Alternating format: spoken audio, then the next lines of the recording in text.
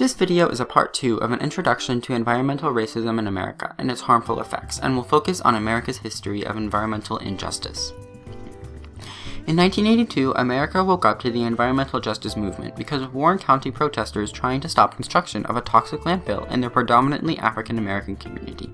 5 years later, the United Church of Christ conducted a racial injustice study of America and found that socioeconomic status, and more prominently race, were significant factors in hazardous waste locations, and that at least one abandoned or uncontrolled toxic waste site was found to be in 15 million African American communities, 8 million Hispanic communities, and half of all Asian, Pacific Islander, and Native American communities.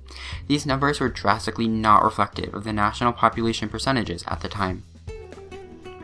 In 1990, the EPA formed the Environmental Equity Work Group, later known as the Office of Environmental Justice, to help address the issue that racial minorities and low-income Americans face greater environmental burdens than the rest of the population. The next year, the first National People of Color Environmental Leadership Summit hosted hundreds of non-white environmental leaders who formed the 17 principles of environmental justice that are still used today. And in 1993, the EPA created the National Environmental Justice Advisory Council to host public environmental justice meetings across the country. In 1994, Bill Clinton signed Executive Order 12898, formally integrating environmental justice into federal policymaking, but this sadly did not apply to the state level. Federal agencies were directed to identify and strategize ways to help racial minorities and low-income people receive environmental and human health protections. Since this was never passed into law by Congress, the executive order could never be integrated into the private sector or be widely enforced. In 2001, Warren County finally received federal and state funding to remove the 2-decade-long toxic landfill problem. Later that year, the California State Senate passed Bill 828, requiring every board, department, and office to internally review for anything that would impede environmental justice, and to do so by December 31, 2003. In 2005, the EPA developed the Community Action for a Renewed Environment program.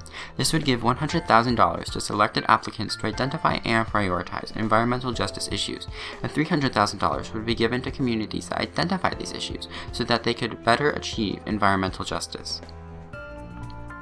In 2007, the Toxic Wastes and Race at 20 study found that people of color are more heavily concentrated around hazardous waste facilities than was found by the United Church of Christ in 1987. 2 years later, the EPA, HUD, and DOT created 6 federal funding principles to support environmental and economic development, and are as follows: promote equitable and affordable housing, provide more transportation options, enhance economic competitiveness, support existing communities, value communities and neighborhoods, and coordinate and leverage federal policies and investment. Please realize the significant lack of commitment here towards actually helping people.